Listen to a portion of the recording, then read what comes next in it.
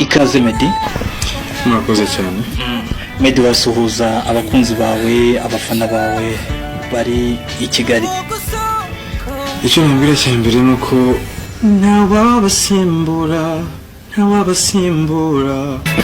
Ndabakunda cyane, ndabakurikirana nanjye burya kuko tuba tuvugana kuri social media, uko banyandikira niko mbasubiza, bambaza amakuru nanyegeza kumva ibyo barimo, kandi mbashimira n'inkunga bakomeje kudutera cyane ko batatubona hafi, ariko still bakomeza kudusapotinga. It's ikintu kinini cyane. N'abahanzi b'i Kigali mu Rwanda nabo baba bakurikira umuziki wanyu, bareba uko murimo gutera imbere. Wowe ujya ufata umwanya ugakurikira muzika y'i Kigali yo mu Rwanda, ukasesengura ubona ivuye he, igeze he, cyangwa yasubiye inyuma? Ndakubwiza ukuri ko umuziki wo mu Rwanda ukurikirana. Ngabo Meddy uzwi cyane nka Meddy ni umwe mu bahanzi b'Abanyarwanda b'indashyikirwa bafite amateka yihariye, yubatse ijwi ryoroheje kandi riryoheye amatwi, ubutumwa bw'urukundo n'uburyo yashoboye kugeza umuziki nyarwanda ku rwego mpuzamahanga. Meddy yavutse ku wa 7 Kamena umwaka w'1989, yavukiye i Bujumbura mu Burundi ariko akurira mu Rwanda. Kimwe n'umuhanzi The Ben Mugisha, Meddy yatangiye umuziki we mu rusengero. Yari umwe mu baririmbyi b'imena muri korali ya Zion Temple, urusengero rw'i Kigali. Icyo gihe ntabwo yaririmbaga gusa, ahubwo yanacurangaga gitari, ibintu byamufashije kwiga imyandikire y'indirimbo zanditse mu buryo bworoshye ndetse no mu buryo bw'amanota. Ibi byaramworoheye kubera ko yari asanzwe ari umuririmbyi wo muri korali. Mu mpera za 2008 nibwo Meddy yinjiye mu muziki nyarwanda usanzwe.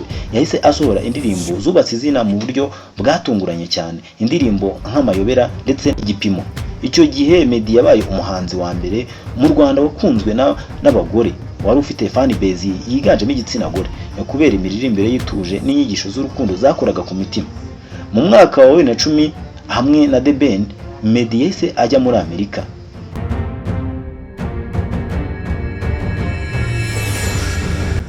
Rwari urugendo rwari rugamije gushimisha Abanyarwanda bari batuye muri Amerika, ariko ibyo byaje kurangira bahise bigumira muri Amerika bamaze kuririmbira Abanyarwanda muri Rwanda Day.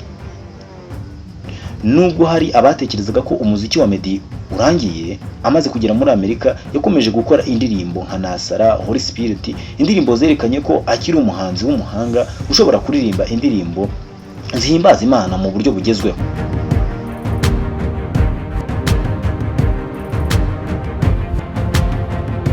Mu mwaka wa 2017 Ngabo Meddy yagarutse mu Rwanda akora igitaramo cy'amateka cyatumye umujyi wa Kigali uhagarara. Kuva icyo gihe umuhanzi Ngabo Meddy yahinduye isura y'umuziki. Umuziki utangira gukundwa mu karere ndetse no mu Burayi ndetse no muri Amerika. Indirimbo nka Sirowuri yaciye uduhigo tutoroshye, yabaye indirimbo yarebwe cyane kuri YouTube, irebwa n'Abahinde, Abanya-Ethiopia, Abanyamerika n'abandi bose. Iyo ndirimbo yaciye uduhigo twari dukomeye cyane mu muziki we. Indirimbo My Vow yaje guca uduhigo twose tw'indirimbo zo mu Rwanda, ubwo yarebwaga n'abantu barenga miliyoni mu gihe cy'iminsi 2 gusa. Ibi nta wundi muntu wari warigeze kubikora mu Rwanda. Ubuzima bwa Meddy bwo bwarakomeje, maze ashakana n'Umunya-Ethiopia-kazi witwa Mimi. Mu mwaka wa 2021 nibwo bakoze ubukwe bw'agatangaza bwabereye mu gihugu cya Amerika.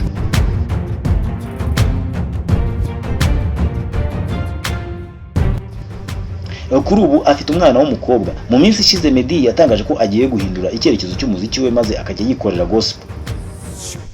Ibyo ngibyo byaramuhiriye kuko yakomeje gukundwa nk'uko bisanzwe nubwo yahinduye music style.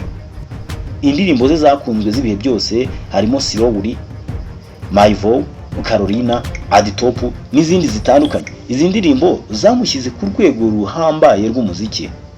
Ese wowe hari indirimbo ya Meddy wakunze? Ni iyihe? Yitubwiye muri comment.